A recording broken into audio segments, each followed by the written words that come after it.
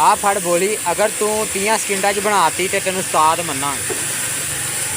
ते स्टंट शुरू 1 2 3 4 5 6 7 8 9 10 11 12 13 14 15 16 17 18 19 20 21 22 23 24 25।